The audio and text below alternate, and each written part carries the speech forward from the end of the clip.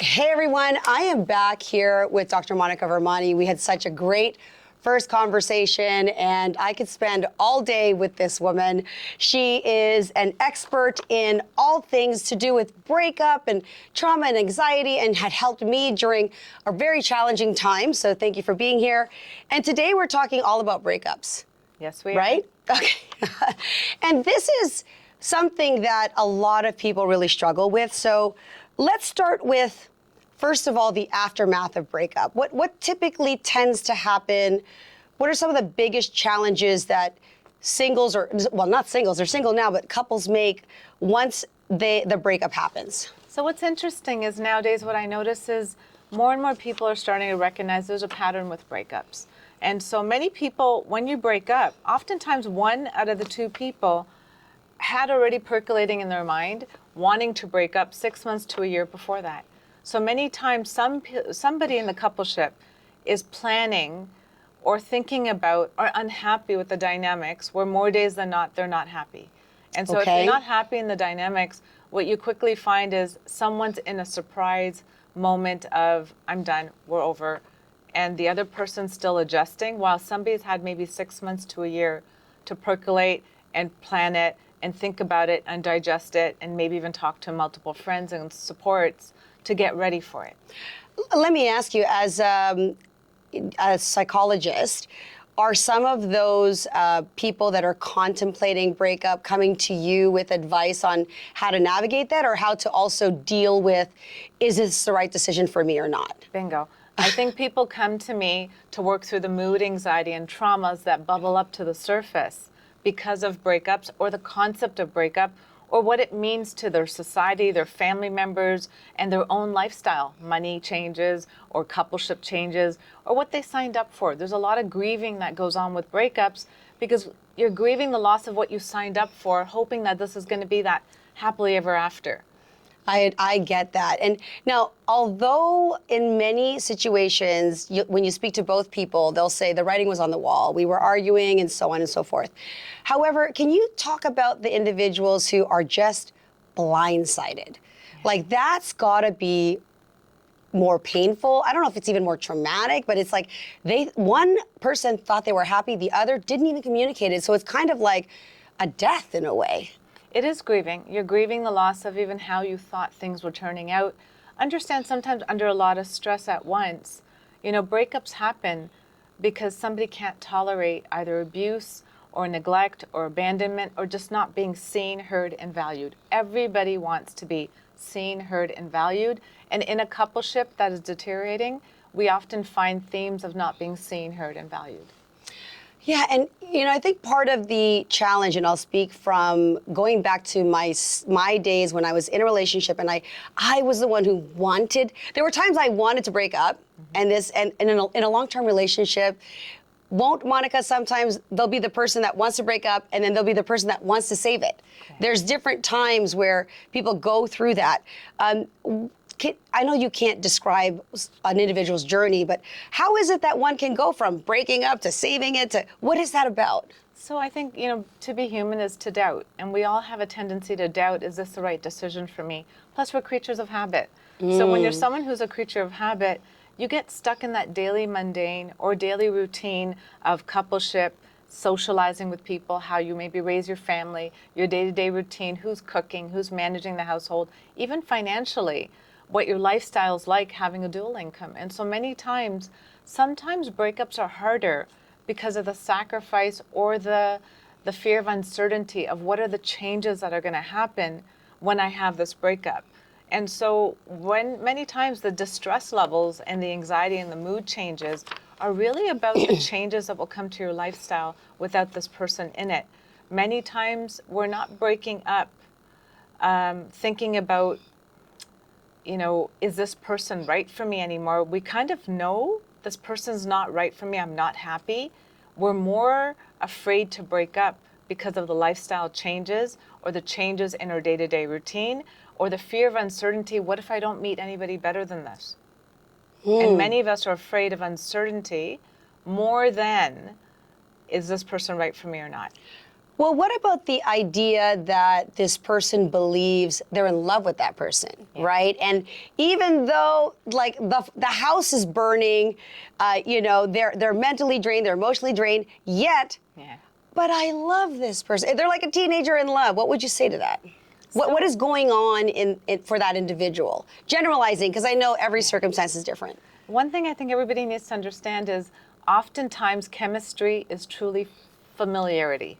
So chemistry is familiarity. It is something where you're not always coming together with somebody who's in good standing for your health and well-being and as good as the relationship candidate.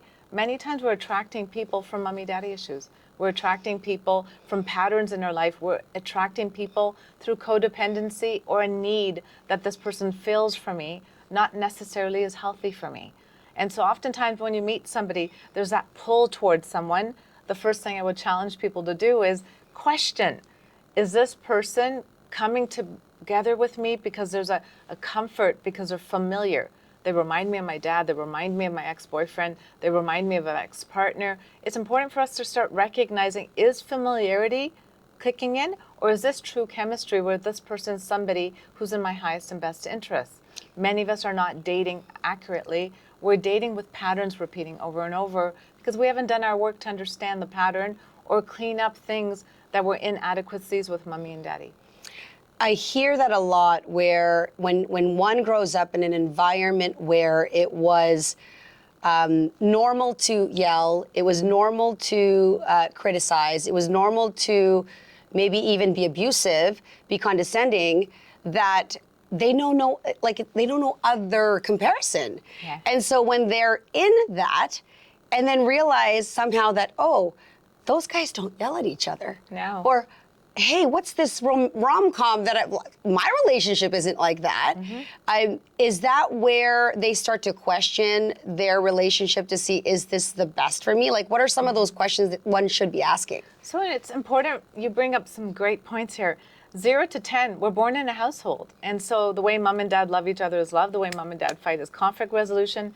We're learning habits from our individual family biological origin. And then as you're growing, you go to school and you see other shapes, colors, and sizes of people. So you meet new people and you start realizing people live differently than my household. But where you really understand it is in an intimate relationship. In an intimate relationship, you learn more about yourself than you do about your partner. But the one thing you learn about is a lot of differences in people's upbringing.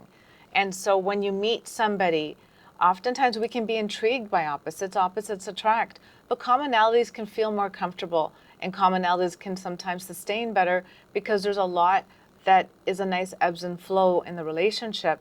It's important for us to start recognizing that when you're in an intimate relationship, the conflict is really about different blueprints and backgrounds conflicting. It's not people. People genuinely come together in a good way, but their way of conflict resolution, their way of communicating, their way of showing love, or their way of needing, individuation as well as coupleship or showing touch or, different ways of receiving attention, compliments, praise, gifts is different. So you start learning people's backgrounds when you're in an intimate relationship, and that's where the clash starts. If if I'm from a background that is timid and quiet and we don't really talk about issues, we go to sleep, wake up in the morning like it never happened, and then I'm with a partner who's from a background that's a little bit more flamboyant and yells and screams and gets it out and then eats dinner and finishes up the conflict in the same night. Well, at the end of the night, I want to go to sleep and wake up in the morning like it never happened. And they want to cook, yell, scream, and get it out of their system. And that's overwhelming for me because it's a different blueprint. It's not comfortable. And so it's important for us to recognize when you're having conflict to resolve, what is really the conflict here? It's just two different styles of being. The key is you're a team, you're a unit. Can you both understand that the intention behind one another is to solve problems, to love each other, and to get through this versus power struggles, ego struggles, that need to be seen, heard, and valued without acknowledging with compassion that this person might have a different way of seeing the world. And it's not about our egos clashing. It's about holding each other's hand to get to the end, which is resolution. Yeah, that's one of the reasons why I love matchmaking and being introduced to someone through a friend, let alone someone like yourself who might deeply, intimately know somebody's background, because now you're matching or have the capacity to match someone with similar upbringing versus most people need to live through the experience and say, oh my God, we didn't have this conversation. Now there's a money issue, or now children are in the mix, and you just get married and then like trial and error your way through, right? Matchmaking also has another benefit, which is you're breaking a blueprint. So understand when there's a matchmaker involved, they're looking at what your requirements and values and thoughts are about relationships, and they're looking at other people that may match it. When we oftentimes have, random meetups with people, or we're swiping on an app, we're attracting people that we're choosing by sometimes our issues, not necessarily health. And so you might be repeating the same pattern of, the person with an edge, and that edge is not healthy in your life. And you want stability, but you keep choosing the edge. So it's important for you to recognize that when somebody else is objectively looking at your value system, they might be matchmaking you with somebody that has similar value systems, and that might break this pattern of familiarity that you keep repeating. And you might actually attract health, and you might attract somebody who truly is compatible, that over time the love will grow to be that secure relationship you fantasize about. But in the short term, you keep attracting people that are repeating the same trauma or history or blueprint of that edge that you're attracted to, but it doesn't test or last the test of time.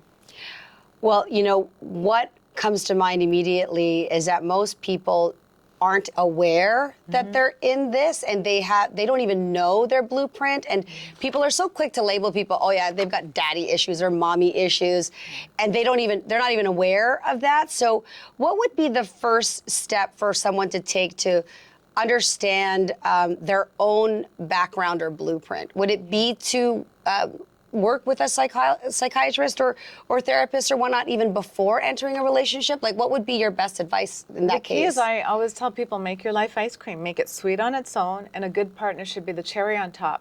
Meaning, with or without that cherry on top who's making your life a little bit sweeter, you want to make your life on its own sweet, which means resolve your issues with your anxiety, depression, resolve your issues with trauma related to past relationships, or anger, or if you've been cheated on, that guilt, shame, blame that you may carry and personalize, that this is because of me.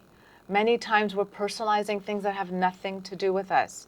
And so it's important for you to work on yourself so that you can, one, catch, where did I come from? What were my parents' relationships like that I need to understand that I might be repeating patterns of?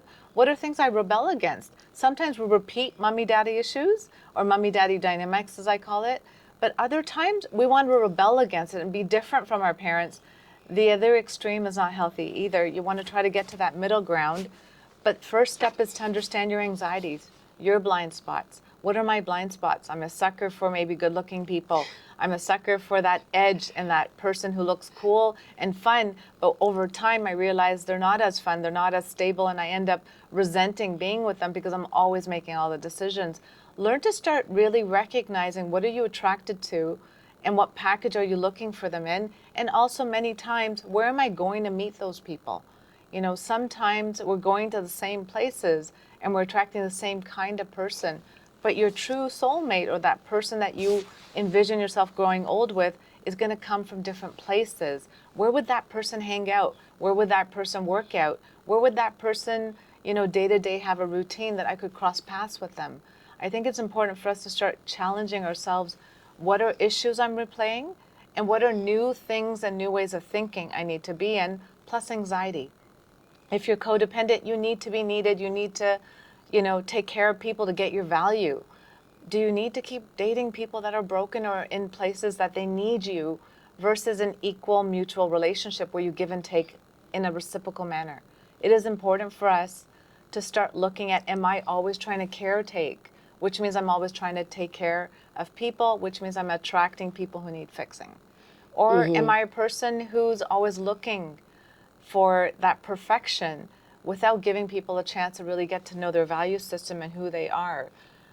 Start doing therapy is just a mirror, and it gives you an outlet where you can talk to somebody about what's working, what's not, and how to take actionable steps to a new way, and also grieve the loss of what you thought relationships need to be, what you thought virginity needs to be, what you thought, faithfulness or family life needs to be as people get older and they don't have children, or they do have children, or sometimes as you're aging and you're now meeting people that have blended families or have stepchildren in the picture. If you're, going to be marrying somebody, it's important to start recognizing, is marriage important? Our value systems change as our age brackets change. Yeah. So what is, I mean, that was so much. If you're not taking notes, oh my goodness, I'm taking mental notes in my brain. What is going on typically when someone is obsessing over someone? You see a lot of people, we're talking about breakups, where they mentally and emotionally and chemically, they just cannot stop thinking about this person. Like everything, where, oh my gosh, the color of the rug, the smell of this perfume, the restaurant, like this person is just their everything. What is going on for that person? So many times we're creatures of habit again, right? And when we do have anxiety disorders, and many people do have anxiety related to fear of uncertainty, the unknown. So we cling to things that we know as a way to feel safe, secure, and in a place of groundingness. And so one reason why breakups are hard is sometimes we want to cling to what we know is comfortable, even if there's some chaos or abuse or unsafety there. It's the devil they Bingo. say, right? Yeah. It's the devil than the devil out there. And many times we know there's better. Cognitively, we rationally know I can do better than this. This person's abusive. They're not good to me. They don't treat me well. They treat me like an option. But we go back to them because there's also memories tied to serotonin and dopamine incretin where you're feeling so good with this person. So you might have 4 or 5 really good memories of them, and you keep going back to those feel-good moments that you're like, if these are gone, I'll never have them again. So there is a body chemistry that is actually happening when you're referring back to those images, which is why probably now I know, don't look at those photos. If you really want to have a clean cut, they say the no contact rule, because you are literally keeping that connection. Like, let's say it's an umbilical cord, just from what you said. Oh, serotonin. Oh my gosh, oxytocin. Like, by looking at that. So if you're hearing that, if you really want to break that pattern, you have to stop engaging, right? And there's an addictive property to it, right? You feel good having those memories come up in your head. And when you're not feeling good or you're feeling lonely, you get into a moment of grieving, of looking at how your life is right now and how it's not as good as it used to be. And we sometimes replay over and over moments that brought us joy. But remember, everything starts with a thought. Everything ever created started with a thought. Thoughts are powerful things. Think about online dating, for example. You could be in a place of loneliness, feeling alone and not happy in your life and wish somebody was there to share it with you. And then as you're swiping left, right, or up and down, whatever you're doing, you get to a place where you meet someone who's engaging with you. The moment they're engaging, you're building this imaginary fantasy of this person maybe working out. And the moment you're talking to this person, you're getting external validating internal. And you start feeling loved. You feel good enough. You feel a romantic story, that. And that's all in their head. It's not even based on their action. You it's haven't just, even met the person They're yet. romanticizing it. Is that what's going on? And because of that romanticization of things, you get to a place of feeling good. So what changed? 1 minute you're lonely, and now swipe, chat, you're feeling good. Only thing that's changed is your thought. Your thought went from a place of I have no options to now I have an option, and this might lead to the love of my life. Your thoughts are powerful things. What's the difference between loneliness and solitude? Loneliness is I don't have an option, and I'm stuck here with no option to engage with others. Solitude is I have options to engage with friends, family, or people to date, and I'm choosing to spend some time alone. You need to have a good relationship with yourself, ice cream life, in order to bring in the right partner. Because if you don't like yourself alone, the content in your head as well as your own company, you will attract people to fill voids versus attract people for health and companionship. That's amazing. Describe to me what safety means inside of a relationship, and why is that important? How does one create a safe space for another person? We dictate the level of respect people treat us by.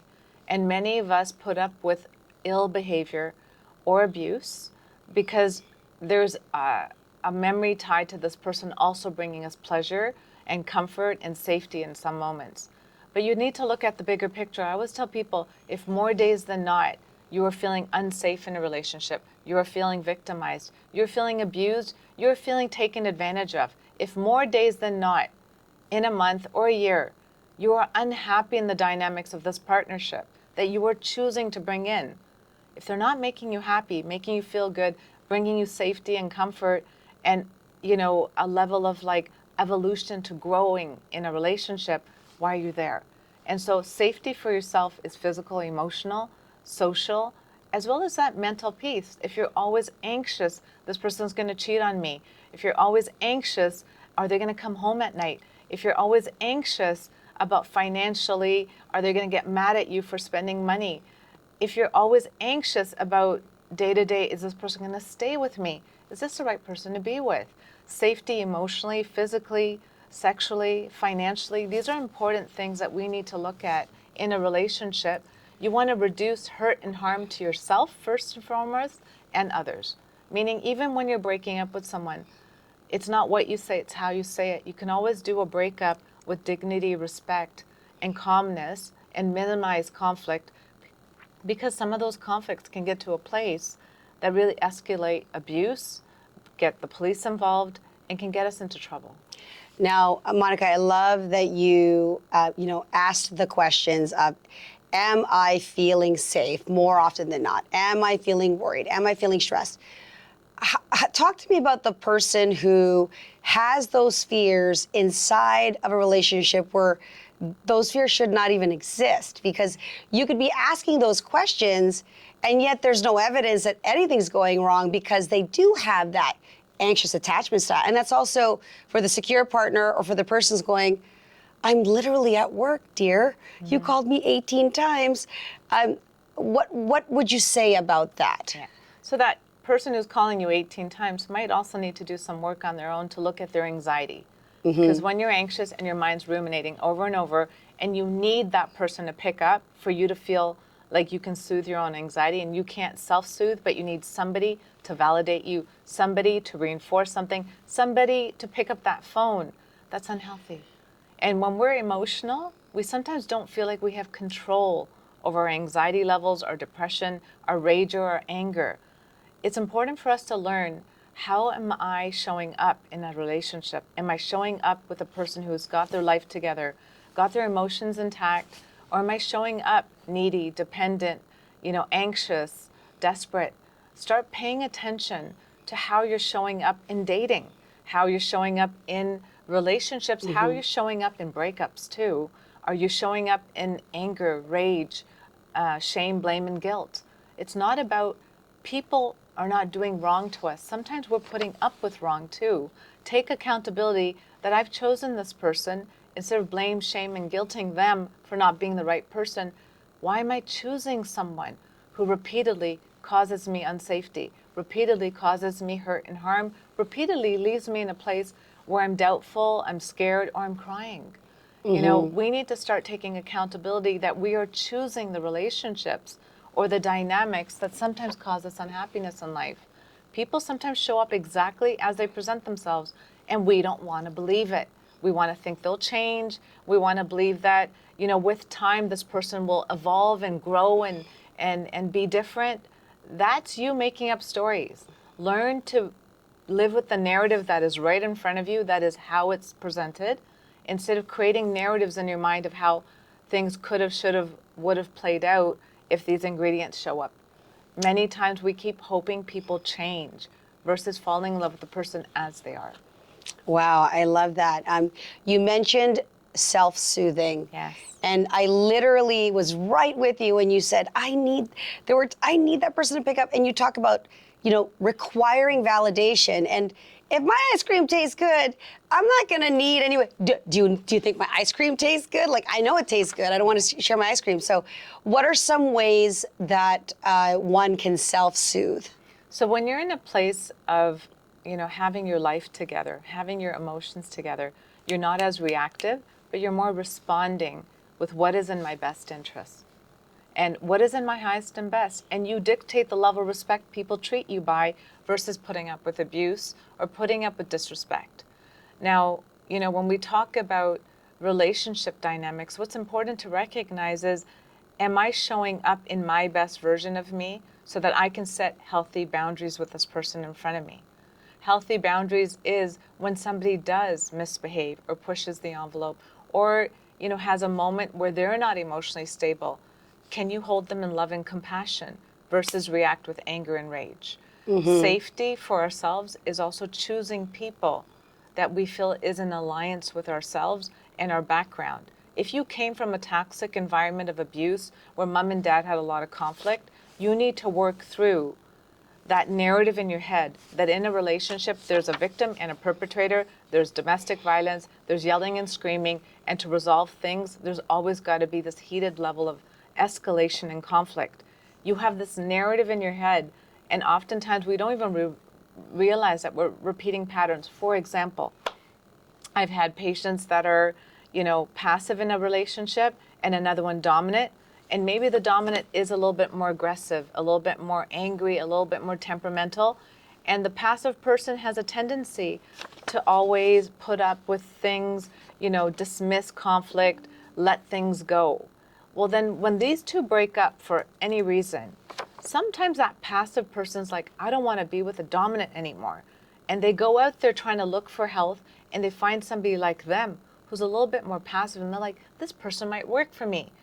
When they attract that person, they're in this new relationship with somebody who's at the same level, they might find unintentionally the blueprint in their head makes them become aggressive to someone who's passive, because in their head, mommy and daddy dynamics were aggressive and passive. So And they'll end now- up taking on the role that's missing or unfamiliar, which is why I makes got the that comfortable sometimes dynamic. you're chasing, sometimes you're following, right? Or sometimes you're chasing, sometimes you're leaving. So because one person's always leaving or follow or going or coming, right? And that is if you've been in a relationship where you see a lot of these people coming in and out and in and out, it's kind of familiar. And it's important for you to recognize, why am I uncomfortable with someone who treats me well? Right? Maybe because I'm always with people who don't treat me well. And so if somebody's treating me well, I'm irritated, I'm frustrated, this is not familiar. And so learning to receive is also a skill. And if you're someone who's always a giver, now you finally attract somebody who's also a giver, you might find yourself struggling with that new role because it's uncomfortable. It's like a muscle you exercise. If you're always exercising a giving role, and now I put you in a receiving role, you might find yourself weak with that muscle. You need to give it time and energy for this to evolve. And so sometimes, you need to rewire your cognitions and your thoughts that say in a relationship, there's a giver and a taker. You both can be equally giving and taking with a nice balance. And remember, we're choosing partnerships. You don't have to have them. I choose them when I can be with someone else. They choose me when they can be with someone else. Choosing each other means showing up as your best version for who you are each and every day. Are you doing that in your relationships? And if somebody is feeling unsafe, the first thing is get yourself to a place of safety. You are better off alone than you are to be with someone who provides you with a feeling of unsafety in a relationship. Well, what immediately came to mind when you described a scenario where, a lot of people who are used to toxic relationships, chaos, then they meet somebody that in their mind is too good to be true. The word sabotage comes in. Then they start to sabotage. What are some ways that you can see people sabotaging like a great relationship?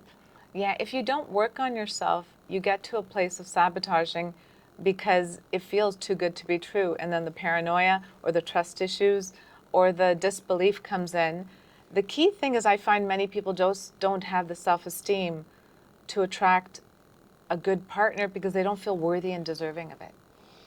And so this is where the self-esteem work comes in. Going to therapy helps you, one, clear up anxiety, helps you, one, identify blueprints from your parents and what you might be repeating unconsciously or unintentionally, as well as patterns of bad breakups and bad relationships you've had that you harbor anger, resentment, or fear tied to. And then the fourth one is revamping and restructuring a new way of thinking where you receive good, you feel deserving of good, and you also can be a good person to someone who's good to you back instead of turning into now a perpetrator or hurtful or taking it for granted. Breaking patterns is a big part of healthy relationships. Breaking patterns we came from, as well as breaking patterns of exes and creating a new blueprint that is in your highest and best version of you. But number one, are you living your life alone, healthy, happy, in a place of abundance where you feel worthy and deserving of a good partner? So you're not just repeating patterns over and over. Do relationships stand a chance if one of the couple is unwilling to make changes? So I always tell people when Because you know two how of many you are people are having always conflict. trying to force Yeah. someone into therapy, or you hear about one person doing all the work, carrying the relationship practically. Can that relationship survive, or is it going to be at the cost of this person's lifespan because they're so stressed? So when people are working on themselves, many times they say, my partner's not working on themselves. Only I am. What do I do? How do I get them into therapy? It's not pushing someone to work on themselves. It's about you mastering your life, like ice cream again.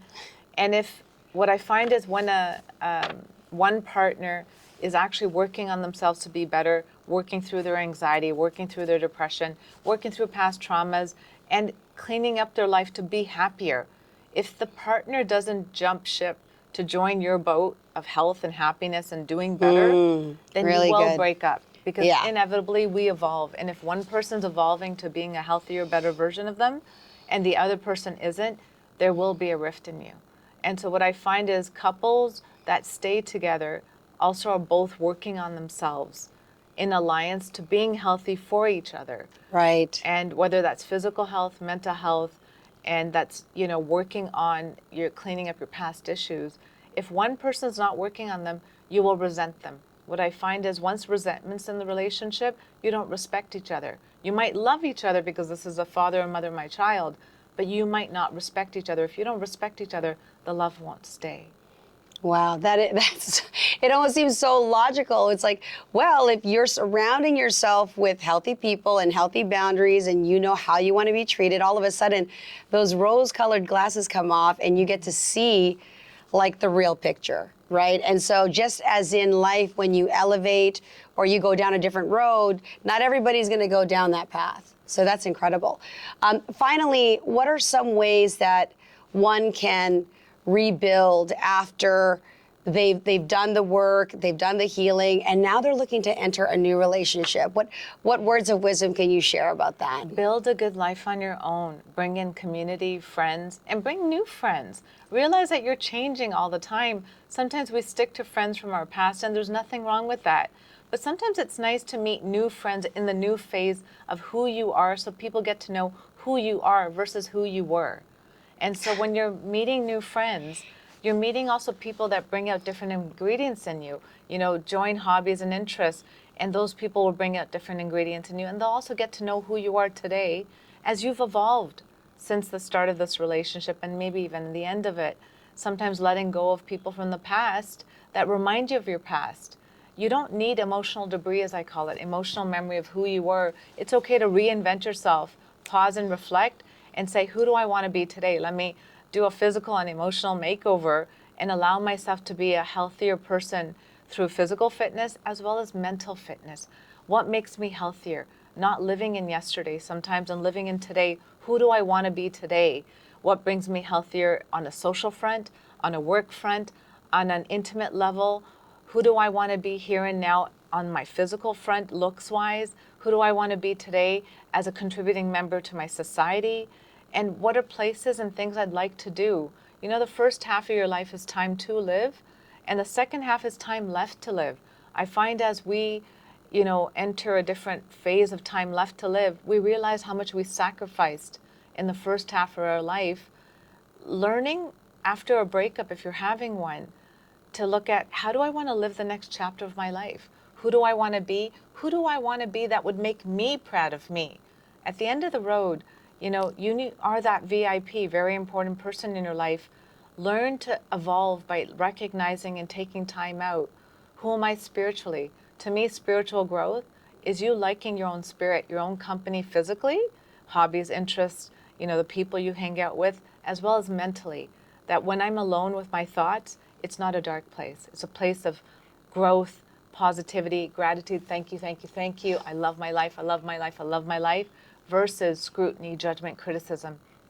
If you find your mind is always ruminating on past hurts, you're living in the past. And if it's always going to the future and you're forecasting worst case scenarios, you're also not in a good place. Go to therapy to work through anxiety, depression, self-doubt, fear of uncertainty, not being good enough, not feeling worthy and deserving of better. Work through negative thoughts so that you can get to a place of loving your life, loving who you are as you are. I am who I am and I'm enough. Learning to have positive affirmations to reinforce who do you want to be today and what's going to bring in a better version of you. You all understand that when you're feeling really good, it's usually when you're in a good place with yourself. And you walk out there and you feel like you own the world. And you feel like everybody's looking at you and you feel beautiful and they feel like you're beautiful and everybody wants a piece of that energy. It's when you're in your mind scrutinizing, being hard on yourself, judgment of yourself and judgment of others, staying stuck in yesterday and not living fully and presently in today, that you get stuck into an anxious loop. That anxiety people feel. People can pick up on. When you're in a really good place of gratitude, looking at the good you possess, and then constantly working on betterment. When you're working on your betterment, you will get to a better place in life. Slow and steady wins the race. You don't have to have everything done right away. Realize we're all perfect and a work in progress. Pause, reflect, look at how it can correct and continue, and be better for you, not for anybody else. And the better you are for you, you'll find you attract better too. I love that. Wow, that was a masterclass in breakups. And the final question that I have, or scenario that I get asked a lot, what do you think of the no contact rule when it comes to breakup? And this is obviously in context when there aren't children involved, because there's a certain, and maybe you can speak to that as well, because there's a certain level of communication. Is that good advice? And why do so many people say that that's the best way to go? All human behavior has a purpose. The first thing you got to ask yourself when you want to contact someone, when you've chosen to cut the cord, is what's the purpose of my behavior? What is the purpose of me communicating with them? Is it because I'm lonely? Is it because I'm anxious? Is it because I'm having a moment where I don't have anything else to do and all I keep thinking about is how this person provided me comfort when I'm alone? Learn to understand the purpose of your behavior. If you are choosing to walk away from someone because more days than not you're unhappy in this relationship, then why are you choosing in this moment, right now, to reach out when you've cut the cord? Where's the doubt coming from? Where's the fear coming from? I ask sometimes people who feel, addicted to their pasts or addicted to the ex-partner to kind of make a list of hurts by that person. Hurts that are accurate as well as hurts that they've just felt. Write a list of all the things that you're not happy with in that relationship. And in those moments of weakness, moments of anxiety, moments of fear, self-doubt, I'm not good enough, I'll never meet somebody else, or loneliness, pull up that screen, read that list, and recognize, oh, there's a good reason why I cut this cord, and put it down. Now I remember, instead of going to the happy moment and this Facebook, notification, oh yeah, we went on this vacation or whatever. And oh have my God, a game plan of having safety behaviors in, of friends to call, a therapist to reach out to. I have tons of patients who sometimes email me in a moment of weakness to emotionally vomit what they're feeling in that moment and then tell me their action plan of what they're going to do so that they don't go back to their ex when they know cognitively, rationally, this is not a good decision, but emotionally there's this pull to go back to something that was a habit. And that's it, it's a habit. Until you don't replace memories, until you don't revise, to build a new muscle of being alone and giving other people a chance to enter your life, you sometimes think this is the best I can do. And that's not true.